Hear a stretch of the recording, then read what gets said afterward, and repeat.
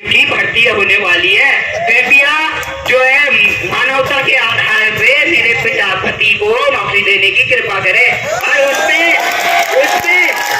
क्या लिख देती है सरकार, सचिव विधानसभा तदर्थ नियुक्ति करे। अरे भैया, तदर्थ नियुक्ति करनी है तो सार्वजनिक नीलामी कर दो ना। डीएम के 5 लाख 50 लाख 1 करोड़ जितने हैं, हम नहीं बैठेंगे ऐसे, हम काम धंधे में लगेंगे, 50-50 इकट्ठा करेंगे, नीलामी में बैठेंगे, बकायदा खरीदेंगे पोस्टों को।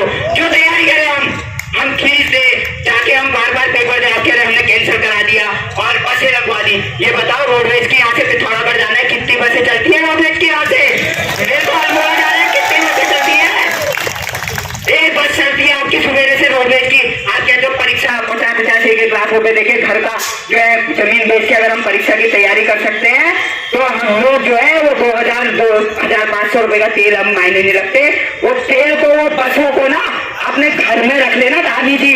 अपने घर में अपने बच्चे के जो जन्म होता है ना, उसमें आप बड़े प्यार से ऐसे फोटो खिंचवा रहे थे, वो आप अपने बेटे की जो फोटो खिंचवा रहे थे ना, उसके लिए मैं कहना चाहता हूँ कि वो तो आपका बच्चा था, हम भी आपके बच्चे जैसे थे। जो आपने डंडे चलवाए ना, वो अच्छा नहीं करा।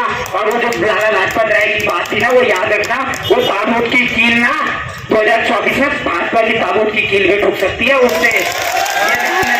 अगर हमारी मांगे नहीं मानी जाती ना, अभी तो देहरादून में हुआ था, जो वो था वो तो झांकी थी, वहां की अभी पूरी पिक्चर बाकी है, वो ट्रेलर था।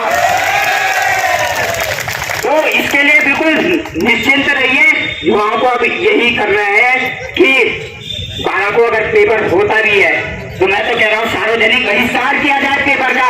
क्या करेंगे उस आलोक में पेपर देके जिसके सब पेपर पहले ही लीक है? और ऐसा ना हो दामी जी प्लम्बरों की भर्ती करते रह जाए और पेपर फिर से लीक हो जाए इस बार भी।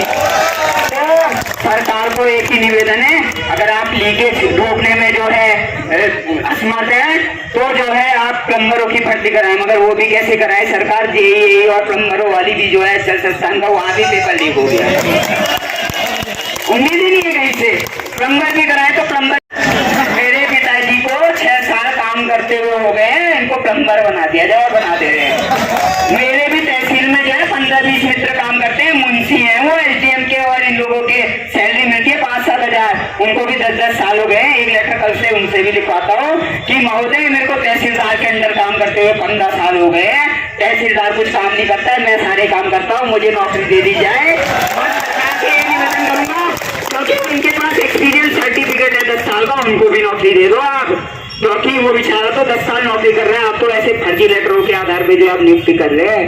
तो इस मंच से केवल एक ही मांग है, एक ही नारा है, उत्तराखंड मांगे, उत्तराखंड मांगे। युवा अभी भी नहीं जागा है, उत्तराखंड मांगे। मैं कहूँगा युवा जब जागा है, युवा जब, तो मैं आपको इस मंच से आज ये ऐलान करके जा रहा हूँ कि ये जो धरना प्रदर्शन आज हमने शुरू किया, जब तक की जो है हमारी मांगे नहीं मान ली जाती, जब तक की सीबीआई नहीं आ जाती और पूरे प्रदेश में जो है, क्योंकि सरकार खेले, सिस्टम खेले, तो गोलजू न्याय दरबार में हमने पिछले बार अर्जी लगाई थी। अर्जी का एक अलग महत्व होता है, मगर दानी जी कान खोल लो, जितने यहाँ है सब पहाड़ी लोग हैं, अब घाट डालेंगे, घाट और खानदान पूछते रह जाओगे, पूरी पूछते रह जाएंगे। मेरी पंडितों ठिकादारी पंडितों पूरी पूछते रह जाएंगे, भूल जाओगे सारा क्या होता है। हमारे पहाड़ में कहावत है, अगर तुम ज्यादा उतरोगे आमा देवते चुपता देंगे, हम देवते चुपता देंगे। देवताओं का यहाँ का माना तो जो युवा है वो ठीक हो जाएगा। अभी मेरे को खबर आई है कि एक जो बेचारा हमारा भाई है वो बड़ी क्रिटिकल कंडीशन में देहरादून में, वो जो महाराज से निवेदन करता है कि उनको कुछ ना हो, और अगर गलती से कुछ हो गया ना, ये बात ध्यान रखिएगा कि जो होगा वो आप भी देखेंगे फिर क्या हो सकता है। और इसके अलावा ये कहना चाहूंगा कि जो गुरजू में हमने अर्जी लगाई थी, अब पूरे प्रदेश की हुआ, सरकार पे भरोसा नहीं है, एसआईटी पे भरोसा नहीं है, एसटीएफ पे भरोसा नहीं है, अब जाएंगे गुरजू दरबार और घाट डालेंगे, पूरे प्रदेश से हुआ तैयार हुआ, गुरजू न्याय करेंगे। और घाट का जो असर होता है ना, वो फिर उसके लिए आपको ब्रह्मा जी को बुलाना पड़ेगा। हाँ भैया गुरजू को बात कर लो, सेटिंग करा दो, वहाँ सेटिंग नहीं चलती, वहाँ आतंक का जुगाड़ नहीं है, सुन लीजिए। लाठी में आवाज नहीं होती, हो सकता है वो लाठी 2024 में आपको पड़ जाए, तो तैयार रहिए इस चीज के लिए।